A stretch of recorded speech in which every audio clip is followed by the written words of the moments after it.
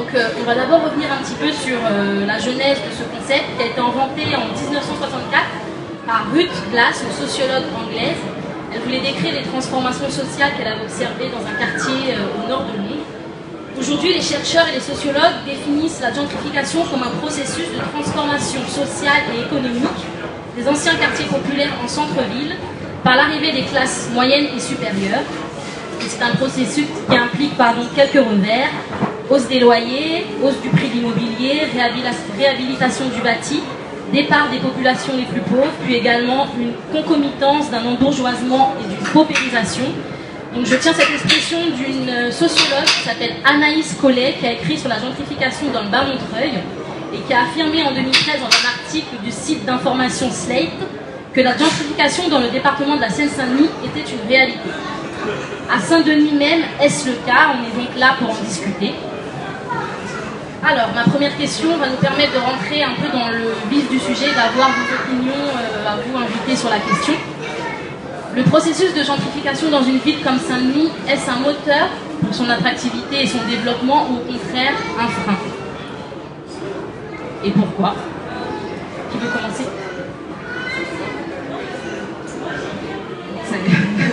C'est pas évident, oui, on commence fort, ouais. Je vais juste prendre le temps de présenter le comité de vigilance pour expliquer un petit peu comment je vais répondre à la question, enfin essayer de répondre à la question. Le comité de vigilance des JO à Saint-Denis, il existe depuis un an, à peu près, enfin plus d'un an depuis l'attribution des JO à Saint-Denis. Il réunit des citoyens, mais aussi des associations et des collectifs. On a une dizaine de collectifs, y compris l'Union des riverains du Stade de France, l'enfouissement de la Hain, les usagers de la piscine Marville, des conseils citoyens. Notre objectif, c'est de récolter et de diffuser l'information. Et on a des réseaux sociaux pour ça, un blog, etc. Et on va essayer d'organiser un maximum de réunions publiques à partir de janvier et dans les 6 mois qui viennent. Alors effectivement, une de nos préoccupations, c'était de savoir... une des préoccupations, c'est de savoir si les JO, et de manière générale les grands projets à Saint-Denis, parce qu'autour de Pleyel, il n'y a pas que les JO, il y a aussi la gare du Grand Paris, les Lumières Pleyel, etc. Cette multiplication de projets n'allait pas engendrer une gentrification massive. Alors moi je tiens à dire que pour essayer de répondre à la question, c'est pas tant le problème, c'est pas tant les classes moyennes qui posent problème, c'est pas un frein ou un moteur en soi. Il faut légèrement déplacer la question. À mon avis, c'est pas la question de savoir si c'est un Eldorado pour les classes moyennes. Tous ces grands projets, pour nous, la question c'est de savoir si c'est pas un Eldorado, surtout pour les investisseurs et les promoteurs. Je vais juste faire une petite parenthèse en termes de géographie. Quelqu'un qui a conceptualisé le terme de gentrification, il a parlé en anglais d'un rent gap, qui s'appelle Neil Smith, il a travaillé sur New York. Ce qu'il a dit, c'est qu'en fait, dans des quartiers qui avaient été dévalorisés, ce qui est un peu le cas à Saint-Denis après la désindustrialisation, il y a soudainement en fait une plus-value assez massive qui peut être faite entre des terrains ou des bâtis dévalorisés et ce qu'on peut en tirer. Et on peut en tirer beaucoup si, un, c'est bien situé, et deux, si les infrastructures, des infrastructures souvent financées par le public, affluent. Et là, c'est typiquement le cas. On va avoir une gare du Grand Paris, on va avoir une amélioration d'un certain nombre d'infrastructures. Donc en gros, la puissance publique paye des infrastructures. Et ensuite, on a des terrains qui valent très peu cher et qui peuvent être rentabilisés autrement. Ça c'est le principe de gentrification en termes économiques. Et donc la question de savoir si ensuite il y a des gens qui viennent avec des espadrilles et une barbe, ça n'a aucune importance. Enfin, en tout cas, pour nous, notre comité, c'est vraiment pas le problème. On va pas faire la chasse aux gentrifieurs. Voilà. Notre problématique, c'est frein ou moteur, ça dépend qui va valoriser le bâti. Et quel est le taux de plus-value, en fait, alors là c'est vraiment en termes économiques, que peuvent faire les promoteurs, les investisseurs. Et il suffit d'ouvrir des magazines type Capital ou les dossiers spéciaux sur l'immobilier pour voir que tout le monde maintenant conseille d'investir à Saint-Denis. Pas forcément d'acheter à Saint-Denis, de s'installer à Saint-Denis, mais d'investir à Saint-Denis, ce qui est tout à fait différent.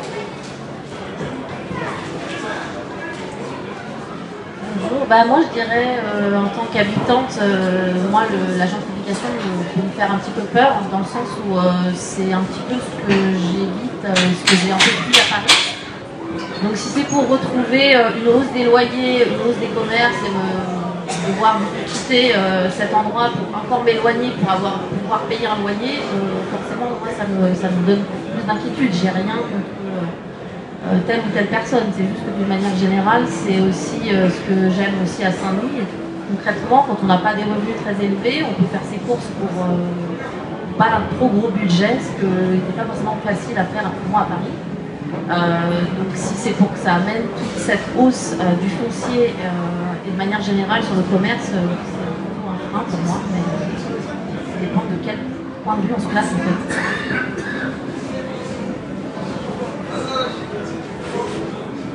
Si on regarde où on est Saint-Denis aujourd'hui par rapport à ce qu'était cette ville il y a 30 ans. Saint-Denis il y a 30 ans, c'était une ville, 30 ans ça fait les années 80, c'était, ou même 40 ans, les années 70, c'était une ville uniquement d'ouvriers, d'employés, qui a connu la désindustrialisation. Aujourd'hui, Saint-Denis est une ville plus diverse socialement qu'elle ne l'était à cette époque-là. Et moi, je partage assez ce qui vient d'être dit. Ça n'est pas un problème, c'est même peut-être une richesse si on considère que la ville doit être mixte et que ce qui est bien dans la ville, c'est la diversité. Donc ça n'est pas un problème que de voir aujourd'hui des gens qui viennent s'installer dans la ville, des gens qui sont des nouveaux habitants. Ce qui deviendrait un problème, c'est si ce mouvement venait à exclure la population qui aujourd'hui vit, qui est une population modeste. On ne peut pas réfléchir à ça sans se mettre dans une dynamique métropolitaine qui est une dynamique aujourd'hui d'exclusion des milieux populaires et des classes moyennes, toujours plus loin du centre, toujours plus loin du cœur de la métropole. C'est une dynamique qui aujourd'hui est à l'œuvre et qui, somme toute, sur Saint-Denis, on est d'une des villes qui, je dis, résistons le mieux. Et dans le projet politique, qui est le mien, qui est celui de mes collègues, c'est d'assurer la transformation de la ville sans en exclure les populations modestes, moyennes, et ne pas être justement dans cette dynamique ou résister à cette dynamique qui est l'exclusion de plus en plus loin du centre de la métropole des catégories populaires. Et la pression est forte, enfin, il n'y a pas besoin, même aujourd'hui, les grands projets, on en parlera, c'est une dimension, mais aujourd'hui, vous traversez le périphérique, il y a une baisse du prix de l'immobilier de 40 à 50%. Aujourd'hui, ce territoire, de tous les EPT, est le territoire où le prix moyen du mètre carré est le moins cher. Des EPT qui sont en bordure de Paris. Saint-Denis est une ville aujourd'hui où vous avez, c'est une des villes qui touche Paris, qui a un des prix du mètre carré les moins élevés. C'est pas d'ailleurs un hasard, hein, ça vient aussi d'une politique depuis maintenant de longues années de maîtrise des prix du foncier en particulier, avec beaucoup d'achats publics de foncier, beaucoup d'opérations d'aménagement public qui, en capant, enfin, sans être technique, en capant les prix de charges foncières, on capait les prix de sortie. Voilà, donc après, cette question-là, elle prend plus d'acuité avec le fait que Saint-Denis était une ville, comme beaucoup de villes de banlieue, de relégation, et qu'elle devient une ville au cœur de la métropole, avec une amélioration du réseau de transport indéniable, qui fait que la gare du Grand Paris Express à Pleyel sera un des hubs de circulation majeure avec 4 lignes d'interconnexion. Et donc, effectivement, moi, ça ne me fait pas plaisir, pour revenir à ce que tu disais, de voir que tous les 4 matins, on cite ce territoire comme étant un Eldorado. D'ailleurs, je suis assez d'accord, ce qui est dit, c'est pas pour les classes moyennes parisiennes, c'est pour les investisseurs. Comment ? Non, non, mais c'est un véritable défi que de dire, voilà, la transformation de la ville, le fait qu'elle est une ville qui va avoir un rôle déterminant, qui va prendre une place déterminante dans la métropole, ne doit pas se faire au détriment des populations qui y vivent. Ça veut dire très rapidement la place du logement social dans cette ville, la place des prix maîtrisés, voilà, c'est la place du contrôle des loyers. Voilà. Bon, après, est-ce qu'on est aujourd'hui dans un phénomène de gentrification? Ça mérite quand même d'être relativisé.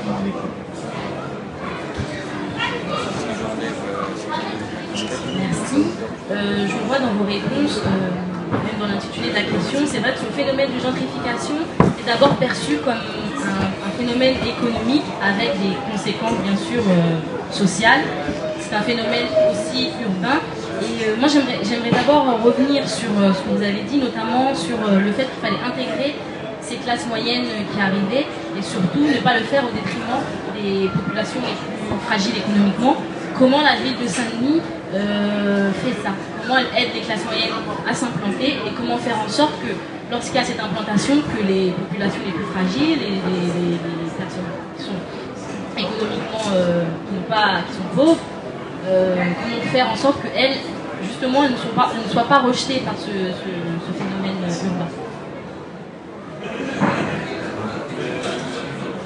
Je parlais de la ville de Saint-Denis, puis si vous voulez de Cécile, je vais essayer de prendre un cas concret pour essayer aussi de retranscrire nos inquiétudes dans le comité de vigilance JO. On va prendre le cas du village olympique.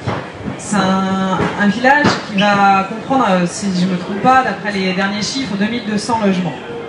40% de ce logement est censé être du logement social, selon et respecter donc le plan local de l'habitat de pleine commune. Donc sur le papier, on se dit 40% de logement social, c'est intéressant. Donc ça veut dire quand même que 60% ça va être de l'accession à la propriété. Et on peut imaginer que c'est globalement pas pour la majorité des habitants, ce ne sont pas forcément des habitants de Saint-Denis. Mais ça, c'est pas une difficulté en soi. La question, c'est comment faire pour que des classes populaires ou des foyers modestes puissent accéder aux 40% de logements sociaux. Donc, nous, notre inquiétude, c'est de se dire que dans le logement social tel qu'il est conçu maintenant, il y a différents degrés de logements sociaux. Et en fait, ce qui correspond à la majorité de la demande sur le territoire de pleine commune, c'est ce qu'on appelle le PLAI, c'est-à-dire le logement très social.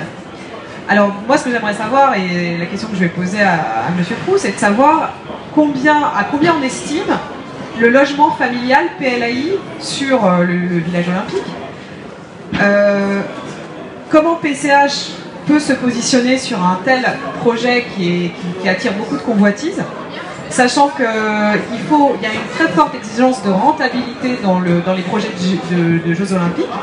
Donc évidemment il va falloir plutôt faire du logement social, du 1% logement pour les travailleurs, ce qui n'est pas mal en soi, mais la question c'est de savoir comment des gens qui habitent à Franc-Moisin, comment des gens qui habitent à Floréal, comment des gens qui habitent à la Cité Péry, qui habitent dans du logement insalubre de centre-ville, peuvent avoir leur place dans le village olympique, par exemple. Techniquement, ça c'est une question qui se pose. Et combien il faudra être conscient qu'il faut absolument qu'il y ait des Dionysiens, des Odoniens, des habitants de Saint-Ouen, des habitants d'Aubervilliers, etc., qui puissent avoir accès à ce village olympique. Et j'ai le sentiment que la Solidéo, qui est censée aménager le site, c'est la société de livraison des ouvrages olympiques, une de ses préoccupations, c'est la rentabilité. Donc, elle va être au MIPIM, au salon de l'immobilier. Donc, sa préoccupation actuellement, c'est pas du tout de savoir comment les habitants de Saint-Denis, enfin, ça ne semble pas être ça sa préoccupation pour le moment. Comment ils vont y accéder, c'est de commercialiser, à long terme le village olympique. Voilà nos inquiétudes. Mais sur les objectifs de la Solidéo, c'est une zone d'aménagement. Donc, ils vont acquérir, ils vont vendre des droits à construire. C'est pas forcément leur objectif de faire du bénéfice, mais pas de faire du déficit non plus. Mais puisque vous m'interrogez sur la question précise du logement social, parce que c'est une énorme question. Nous, on a posé plusieurs exigences là-dessus. Un, vous l'évoquiez, dans la partie faut être précis. Dans la partie dionysienne du village olympique, nous avons mis l'exigence qui est 40% de logement social. Il est bon aussi de faire des comparaisons parce que par exemple dans la partie odonienne du village olympique, ça ne sera pas le cas. Le maire de Saint-Ouen, je ne suis pas là pour dénoncer des petits camarades, enfin petits camarades homologues, il a mis 20% de logement, 20 ou 25% de logement social.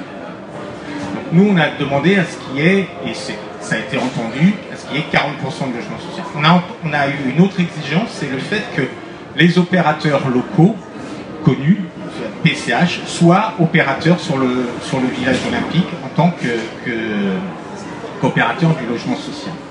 Et puis on a mis une troisième exigence qui est que, puisque je suis aussi adjoint au maire sur le quartier franc-moisin, il y a une opération en vue dans laquelle il y aura des démolitions et qu'une partie des reconstitutions qui doivent être faites sur les démolitions des opérations en rue se fassent au sein du village olympique. Ce qui veut dire, et ça répond en partie à la question, les reconstitutions de démolition en rue se font obligatoirement à 60% PLAI et 30% plus. Donc ça, c'est quelque chose qui est aujourd'hui sur laquelle la ville a dit que ça n'était pas négociable et ça fait partie de l'équation économique à réaliser sur le village olympique.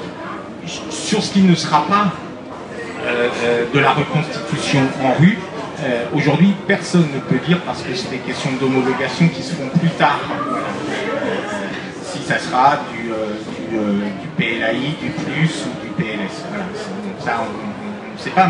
Mais si nous avons voulu dire qu'une partie du logement social sur le village sera de la reconstitution, c'est parce que c'est pour répondre à cette question, c'est-à-dire que ça nous permet de nous assurer qu'on aura du 60% PLAI et 30%, 40% plus. Quoi.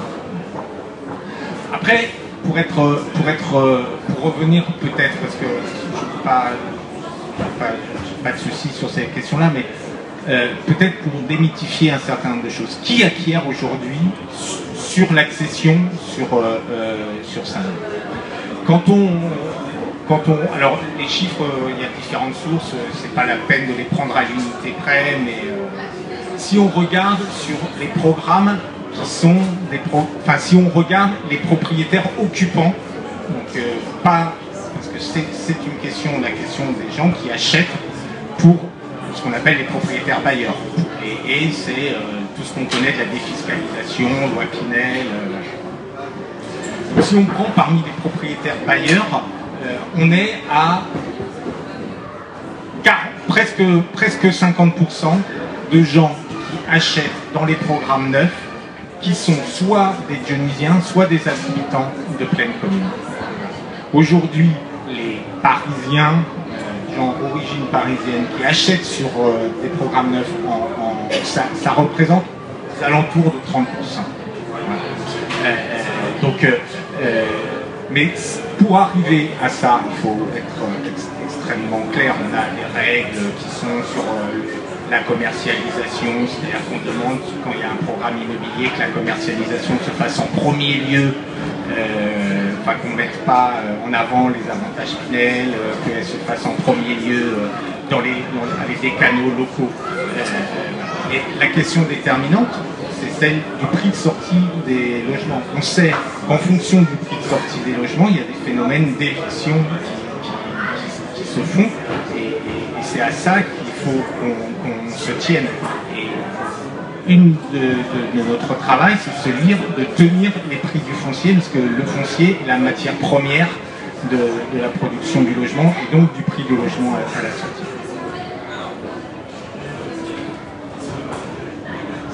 Parler du prix du foncier de l'immobilier. Pour la hausse, il y a une hausse des prix d'immobilier à Saint-Denis depuis quelques années. C'est assez révélateur dans le quartier du centre-ville, là où il y a l'habitat ancien, également à la plaine. Donc là, vous parlez des actions, des politiques locales de la ville pour faire en sorte que justement il y ait un frein face à ça. J'aurais aimé savoir comment, quels sont concrètement, quel est si moi je veux acheter un appartement au centre-ville à Saint-Denis, combien ça va me coûter? Vous disiez que Saint-Denis c'était la ville la moins chère de première couronne qui est accolée à Paris. Combien ça va me coûter si je veux acheter dans le centre? Combien ça va me coûter si je veux acheter à la plaine? Soit à mètre carré ou si je veux acheter un appartement. Voilà, pour avoir quand même un exemple un peu concret. Je ne suis pas agent immobilier, je n'ai pas fait toute la grille de prix, mais le prix moyen sur Saint-Denis, entre le neuf et l'ancien, c'est plus de 3 000 €, entre 3 000 et 3 500. Ça, c'est le prix moyen.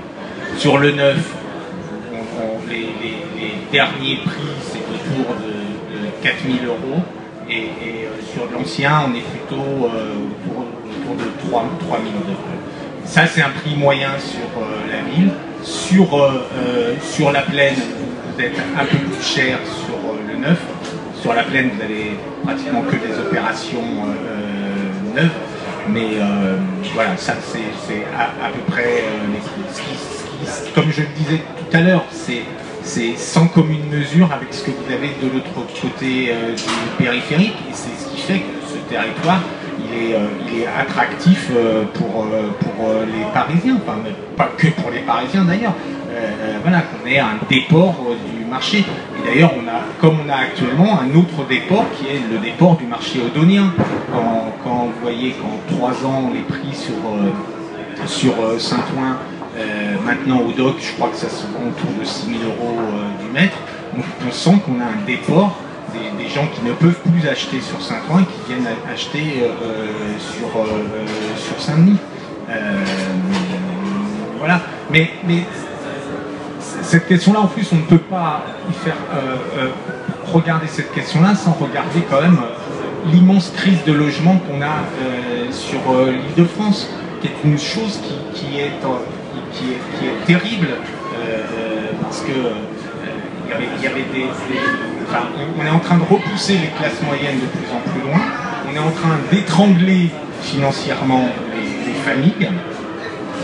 L'autre élément, vous avez des familles qui sont à 40% de leurs revenus pour payer leur retraite, et c'est quelque chose qui ne pourra pas se résoudre si on n'a pas une politique volontariste de construction, de maîtrise des prix, de maîtrise aussi des loyers, parce que enfin, on a parlé là des prix d'acquisition, mais sur les loyers, vous avez aussi une vraie question qui se pose. Le contrôle des loyers qui a été abandonné, exactement, enfin, qu'on n'a jamais voulu vraiment mettre en œuvre, pèse. On l'a vu à Paris, la libération, quand on a supprimé le contrôle des loyers, on a vu une explosion du prix des loyers. Et puis l'autre dimension, c'est la crise du logement social. Vous avez en Île-de-France le rapport entre le flux entrant annuellement dans le logement social et le stock, c'est un rapport de 1 à 10. C'est le problème du logement des classes populaires. Tout le monde ne sera pas propriétaire. Il y a des gens qui ne pourront pas être propriétaires, et c'est pas pour ça qu'ils n'ont pas le droit d'un logement digne et de ne pas payer des sommes ahurissantes. Donc la question de la construction du logement social, elle est déterminante, et elle est vraie.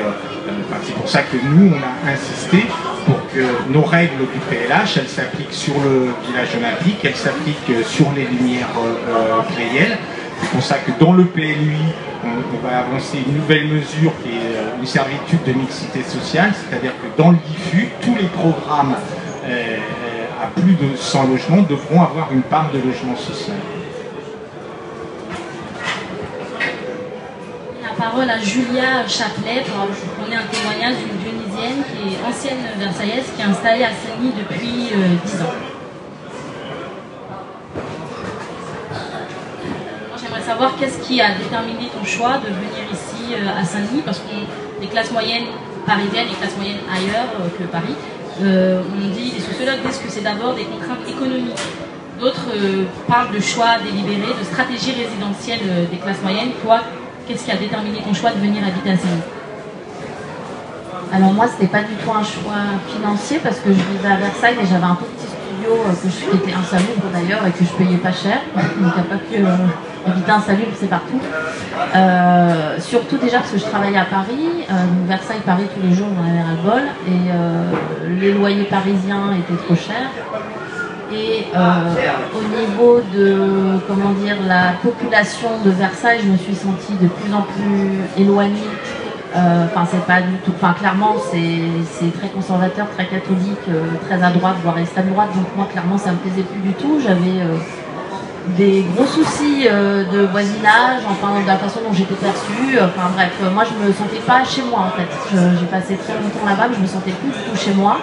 Et je sais, c'est venu comme un déclic, je sais pas, j'avais fait une formation à Saint-Denis, j'avais bien aimé me balader dans la ville et ce que je trouvais c'était juste aux antipodes de Versailles, donc j'ai voulu venir pour ces raisons-là.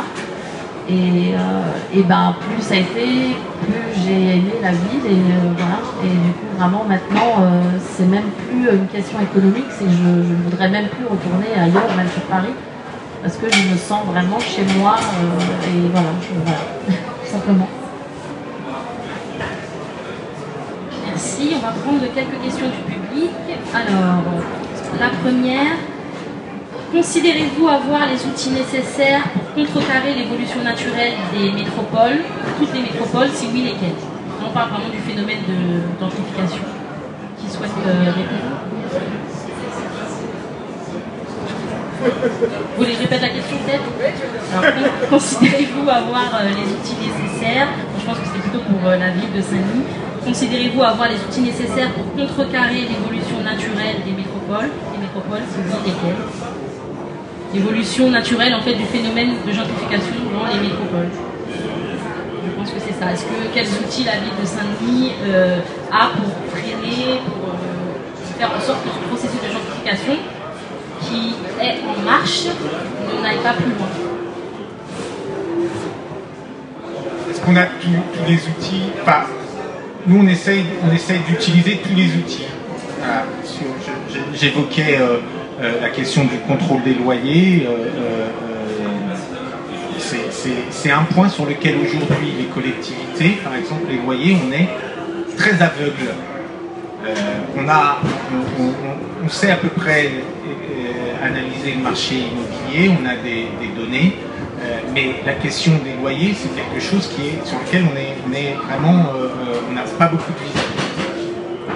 On met en place prochainement le permis de louer, qui doit nous permettre d'avoir déjà une petite vision et qui doit nous permettre d'autoriser ou non des loyers.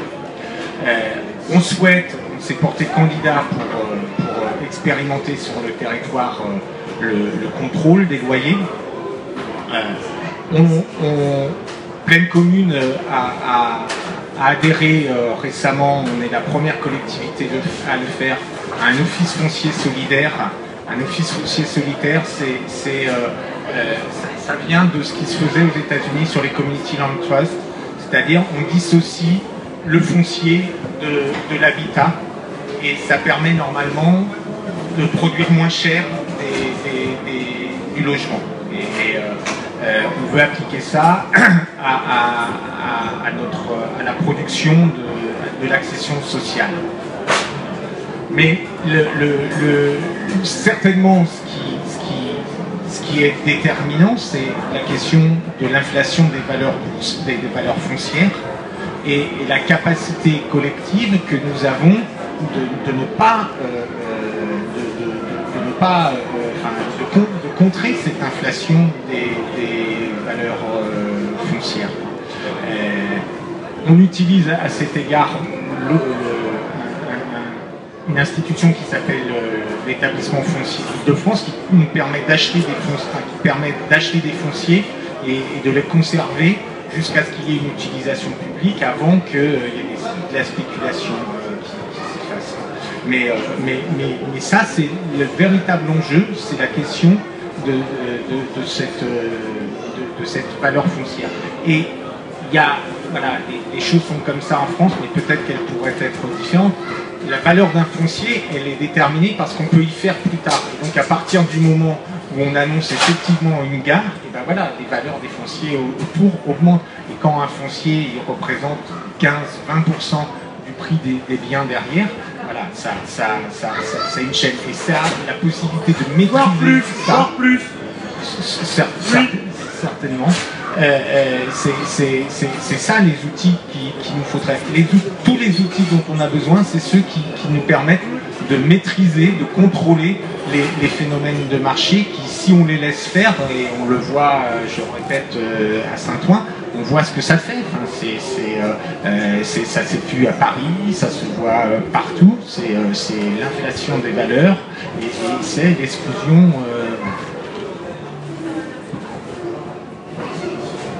Moi, je voulais juste ajouter quelque chose parce que, en fait, on voit bien qu'il y a un certain nombre de mécanismes pour essayer de restreindre le phénomène, non pas forcément de gentrification, mais surtout de spéculation. C'est ça le principal problème.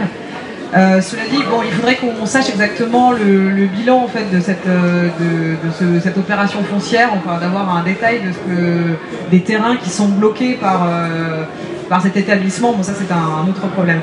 Mais ce qui a toujours été en fait particulier quand même dans le cas de Saint-Denis et de Plaine Commune, c'est que c'est quand même Plaine Commune a quand même aussi beaucoup joué la carte de la métropolisation. Alors, c'est-à-dire qu'il y a une multiplication des grands projets. Là, par exemple, le fameux les Lumières de Pleyel qui sont au sud de la gare, c'est quand même un quartier de bureaux. Moi, ça m'interroge quand même. C'est fait pour attirer des grandes entreprises, de l'immobilier de bureau, beaucoup. La tour Pleyel va devenir un hôtel 4 étoiles et 3 étoiles. Enfin, le territoire est entre les deux, en fait. Alors, il me semble que souvent, Plaine Commune hésite entre deux politiques et joue ce qu'on pourrait appeler une carte un peu du ruissellement. Alors, ça a été beaucoup évoqué ces derniers temps, c'est-à-dire, en gros, on essaye de capter de la richesse pour la redistribuer aux plus pauvres, mais ça a été montré que ce soit le ruissellement dit urbain ou le ruissellement économique, ça fonctionne assez moyennement. Donc voilà, c'est un peu cette question qui me pose problème. Et puis, bon, il y a des choses, je pense que c'est en cours de changement et ça a été revu, mais il avait même été question que sur les Lumières de Pleyel, il y ait des logements avec on va dire, temporaires, où les habitants n'auraient la propriété que pour 50 ans, un peu à l'anglaise, ce qu'on appelle des baux amphithéotiques. Il y a quand même des montages qui sont inquiétants. Alors à chaque fois, effectivement, la mairie de Saint-Denis surveille peut-être des choses, des fois a posteriori. Mais moi aussi, ce qui m'inquiète, c'est que si jamais cette politique elle change dans les années qui viennent, ou si par exemple il y a une alternance politique qui vise moins à contrôler, il y a tous les outils pour une explosion. C'est-à-dire que s'il n'y a pas une mairie qui verrouille un peu la chose ou qui contrôle un peu la chose, il est clair que c'est comme un peu ce que vous disiez sur Saint-Ouen, hein, ça va être le jackpot. Moi je le dis clairement, autour de Pleyel par exemple, ça sera un véritable jackpot. La puissance publique aura investi des millions d'euros pour créer des infrastructures. Les terrains ne vaudront pas cher, il y aura eu de la rétention en fait du foncier. Et si quelqu'un change soudainement de politique, j'ai vraiment envie de dire que ça va être un jackpot. Et alors par ailleurs, comme Saint-Denis c'est pas une ville, c'est pas des jackpots dans tous les quartiers de la ville, hein. C'est-à-dire que ça va être aussi. Vous m'aviez parlé d'un article qui disait la ville va être coupée en deux. J'ai envie de même dire qu'elle va être coupée en 10 parce que effectivement la gentrification, la spéculation, ça va pas concerner Floréal ou la cité Péry de la même manière que Pleyel. Donc il y a quand même c'est pas d'un certain côté opposition gentrification et ghettoisation, tout ça peut vivre se dérouler en même temps. Donc il va falloir quand même être particulièrement vigilant parce qu'en fait les outils pour une spéculation intense, elles sont là. Si soudainement la mairie ne fait plus ce travail là, ça va aller très très vite. Il y a une question d'un internaute. Contrôle des loyers avec quels moyens? Je pense que c'est pour vous, David Pro. Ça fait partie de l'expérimentation en fait. Jusqu'à maintenant, ça n'était pas possible. Le décret doit sortir prochainement. Il y a un observatoire qui doit être créé au niveau de la métropole. Et en fait, les augmentations de loyer à chaque changement de bourse sont bornées. Voilà. Mais c'est comme la question du permis de louer, ça demande à la ville de mettre en place des moyens. Après, sur ce que vous disiez, effectivement, enfin, moi,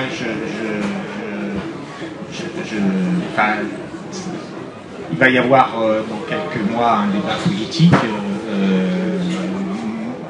Saint-Ouen le montre, les alternances, elles sont faites éventuellement pour changer les politiques et ça fera partie certainement du débat.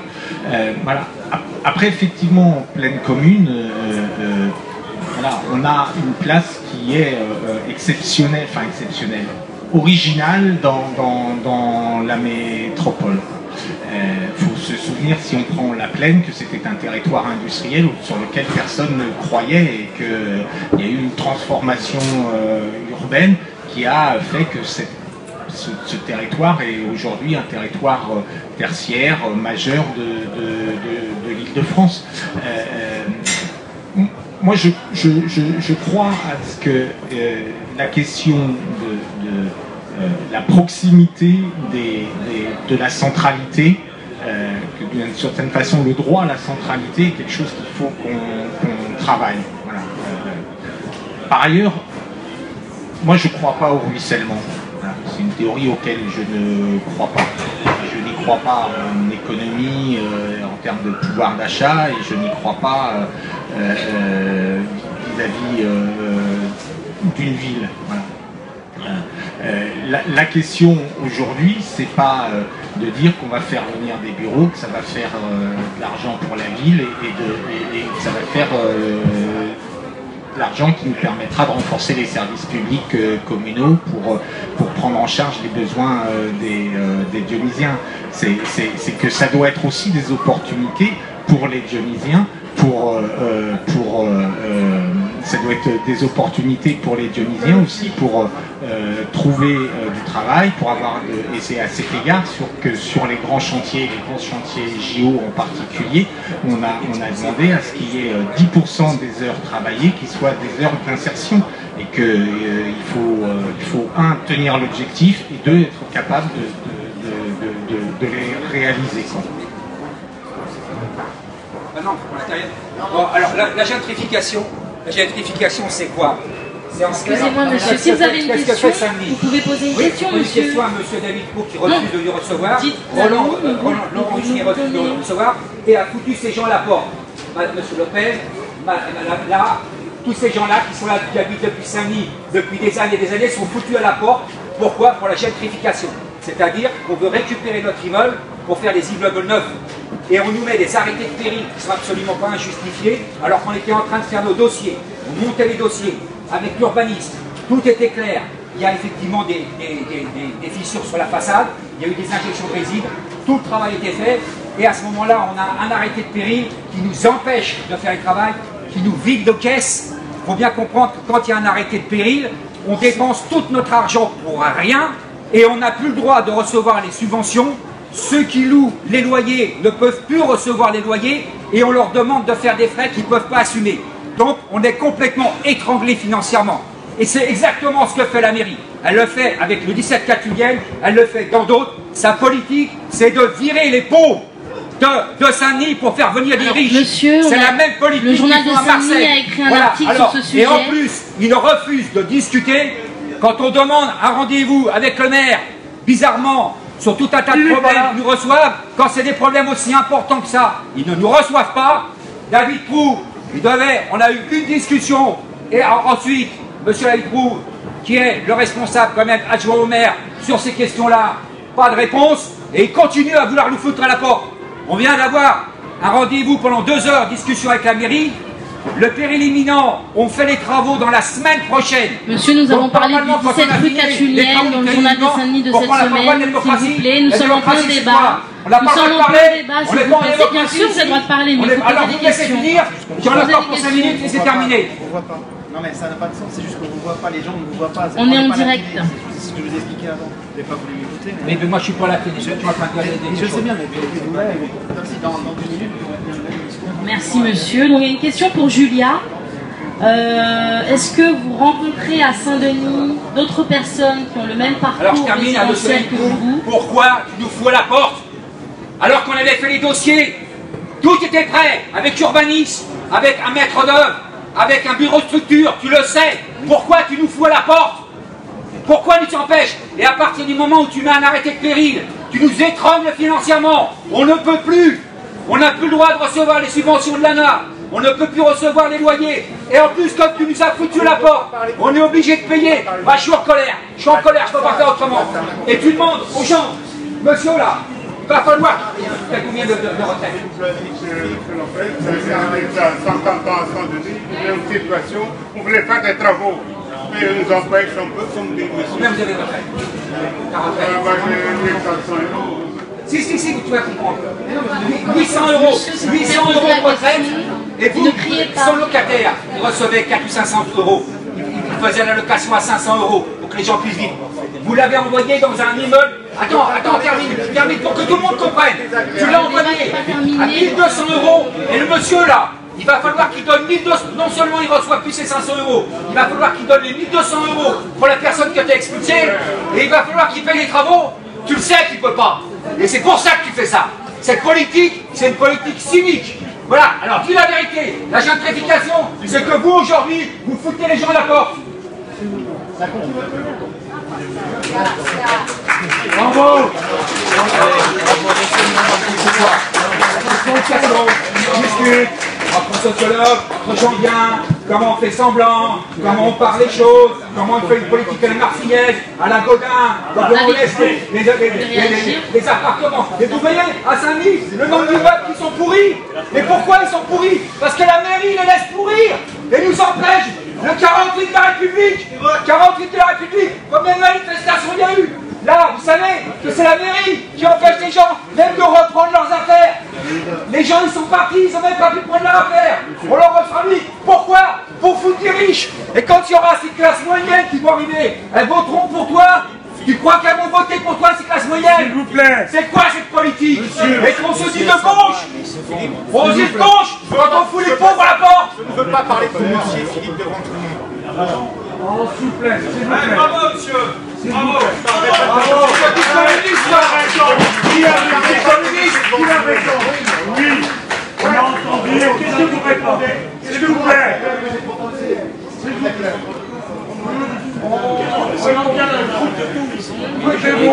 On va enchaîner sur la suite des questions des internautes. S'il vous plaît. On va enchaîner sur la suite des questions. On a une question pour Julia. Donc Julia Chaplet. Alors la question c'est, est-ce que vous rencontrez à Saint-Denis d'autres personnes qui ont le même parcours résidentiel que vous? Est-ce que vous constatez un changement de population dans votre quartier?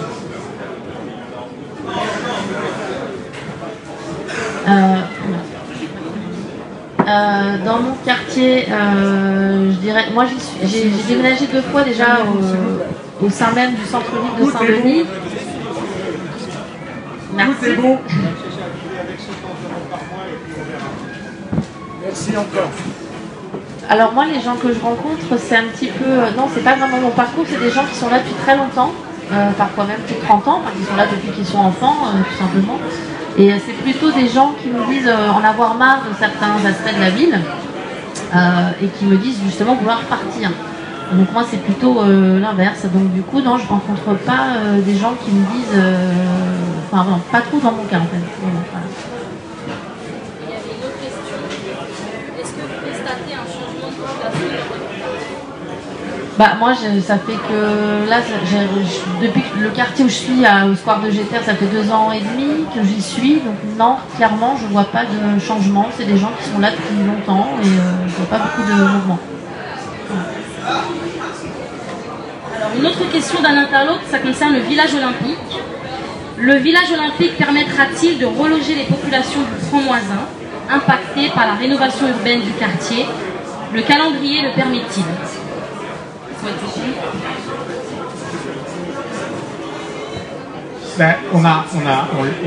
Alors, le calendrier le permet-il? Il peut le permettre, voilà, puisque sur Franc-Moisin, il y a plusieurs phases dans ce qui est envisagé. Ça sera possible.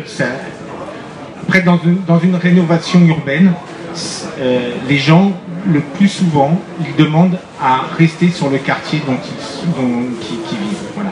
Après, nous, on a demandé à ce que dans le village olympique, il puisse y avoir la reconstitution de ce qui est détruit. C'est obligatoire et encore heureux. Vous dites que vous avez un logement social, vous devez en reconstruire.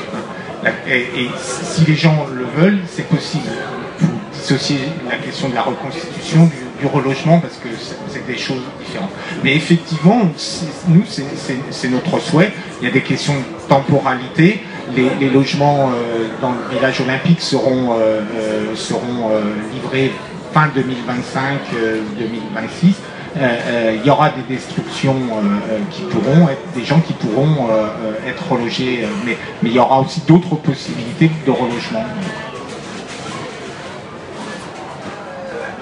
Ça représente en fait combien de logements techniquement ces relogements en gros des projets en rue vers par exemple le village olympique? C'est de l'ordre de combien à peu près?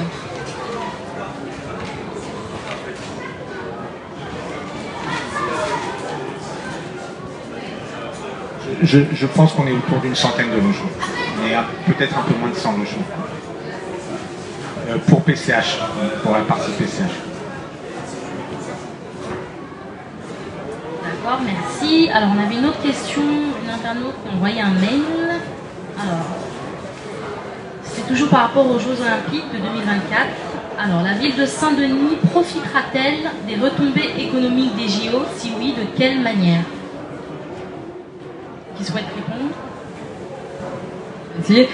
Bon, alors il y a des accords là qui sont signés actuellement pour qu'il y ait une partie de l'activité qui retombe pour les populations locales ou des entreprises locales. Ça, c'est un petit peu l'affichage qui est actuellement négocié. Bon, par exemple, si je prends le centre aquatique, c'est une énorme concession qui est discutée en ce moment, c'est-à-dire qu'il va y avoir un même grand groupe qui va s'occuper de la construction et de l'exploitation du site. Bon, peut-être qu'ils vont employer 10% d'employés locaux, hein, mais l'essentiel, c'est quand même, ça va retourner vers soit Vinci, soit Bouygues, et puis je sais plus quel est le troisième candidat, mais enfin voilà, c'est quand même pas des retombées, pas particulièrement immenses hein, en termes d'emploi. Bon, tout ça reste évidemment à discuter et puis à négocier, j'imagine, mais c'est quand même des grands groupes qui vont opérer.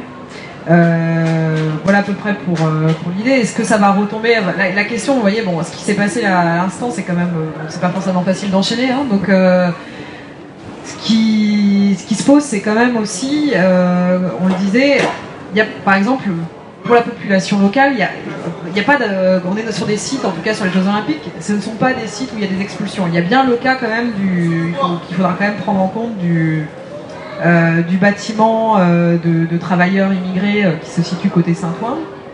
Donc on n'est pas sûr vraiment quand même de l'avenir, hein, toujours à ce jour.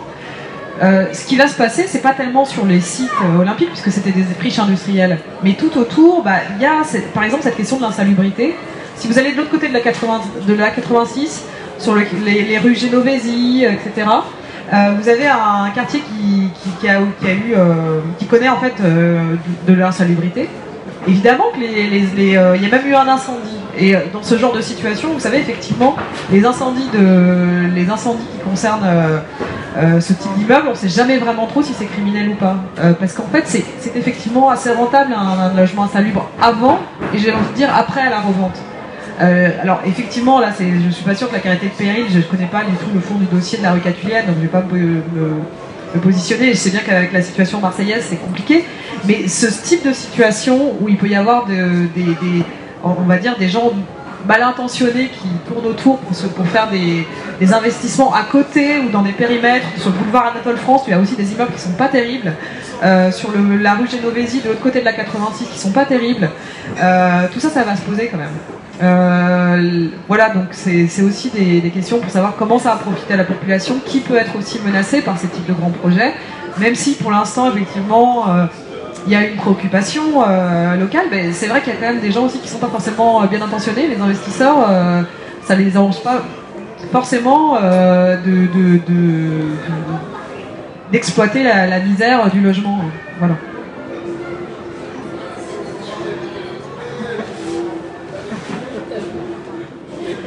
Sur cette question, enfin, ça mériterait, je ne veux pas dire au journal de Saint-Denis ce qu'il faut faire, mais ça mériterait un débat à lui tout seul, ce thème-là. Mais juste peut-être sur la question, il n'y a pas d'expulsion sur le village. C'est vrai en termes de logement. Enfin, il y a la question du foyer sur Saint-Ouen. Par contre, il y a une question qui est réelle et qui se traite aujourd'hui. C'est la question qu'il y a un certain nombre d'activités industrielles qui doivent être délocalisées. Et que c'est pas une petite question, parce que d'une certaine façon, il y a une situation sur laquelle il y a un thème, c'est la place de l'activité sur le territoire. Pas seulement du tertiaire on en a, et ça c'est pas un problème. La question du maintien de l'activité sur le territoire est un vrai sujet, par exemple. Et la question, par exemple, du site de recherche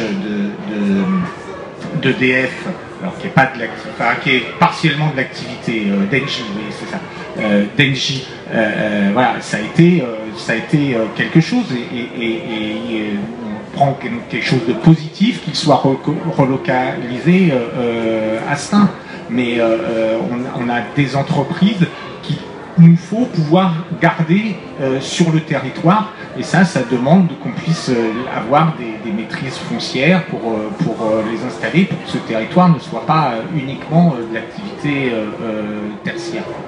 Voilà, après, les retombées, on parle beaucoup du village, mais la question, il n'y a pas que le village, vous avez la gare du Grand Paris Express, sur lequel les mêmes objectifs en termes d'heures travaillées en insertion ou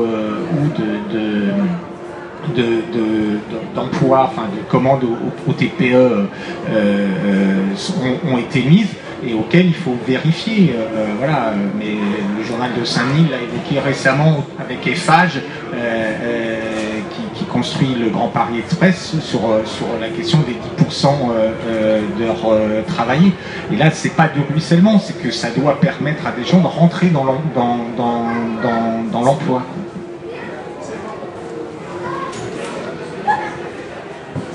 Alors c'est une dernière question, c'est plutôt un témoignage concernant la Cité du cinéma de Luc Besson.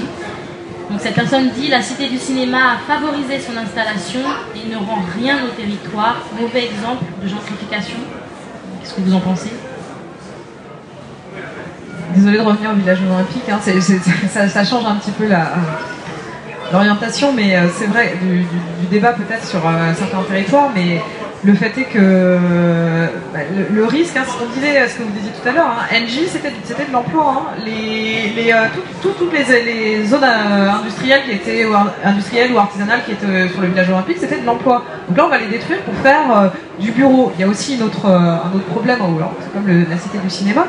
Le bureau, à l'horizon 2025, si soudainement on commence à se mettre au télétravail, on va se retrouver avec une partie de Saint-Denis qui va être exclusivement au bureau.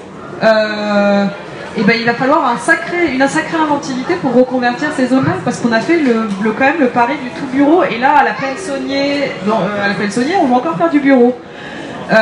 Donc même en termes faut se projeter, hein, il faut voir que cette mono-activité bureau tertiaire, effectivement, qu'est-ce qu'elle va rendre au territoire, et surtout qu'est-ce qu'elle va rendre au territoire dans 10 ans, si c'est plus rentable.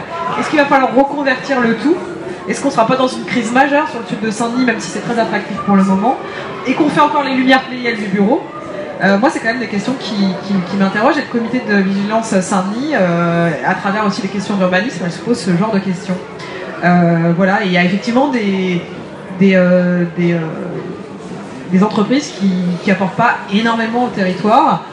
Pareil, bon, le campus SFR, ça a duré un temps. Bon, voilà. Est-ce qu'on fait vraiment ce choix-là? Il y a des choses qui devraient être débattues en termes d'urbanisme ensemble, et je vous avoue que c'est assez difficile en fait à travers, y compris, on a parlé du PLUI, des choses comme ça, donc du plan local d'urbanisme.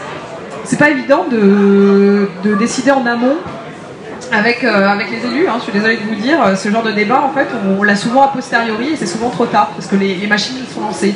Les JO s'est lancé, le PLUI s'est lancé, et donc en fait pour discuter de savoir si finalement on voulait vraiment bien du bureau autant à Saint-Denis, est-ce que les lumières Pléiades c'était indispensable? Je sais pas où on avait la marge de discussion en fait.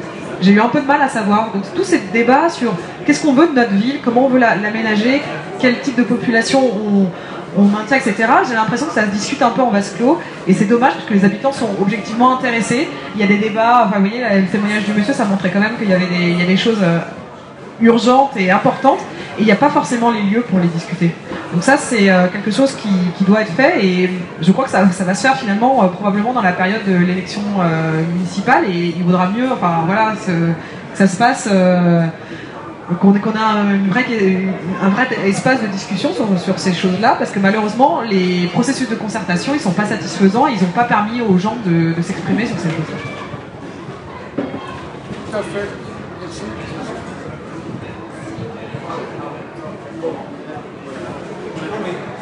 Juste, sur cette dernière question, moi je partage l'insatisfaction peut-être sur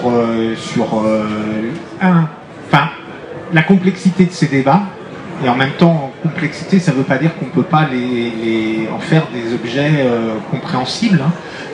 Moi je partage que la discussion sur le PLUI elle n'est pas terminée d'abord, il va être mis en débat, que ce sont des choses qui devraient être plus discutées. J'ai évoqué, je crois qu'on l'a évoqué récemment dans une réunion, combien les processus légaux de débat public, que ça a été sur le village, sur la piscine, ils ont tendance à saucissonner les choses, et qu'on a besoin aussi d'une vision plus large. Voilà, moi j'ai aucun souci pour discuter de ça, je suis sûr que ça intéresse. Mais la campagne électorale en permettra, mais il y aura d'autres moments pour discuter de tout ça, et effectivement la question de quelle ville nous voulons, c'est un débat qui est permanent, un peu comme la Révolution. Merci beaucoup. Donc c'est la fin de ce deuxième débat du JLD par en live, Saint-Denis, Nouvel Eldorado pour les classes moyennes parisiennes. Merci aux invités, Julien Chaplet, Cécile Gintrac et David Proux. Toute l'équipe du JSD vous souhaite de merveilleuses fêtes de fin d'année. On se retrouve l'année prochaine.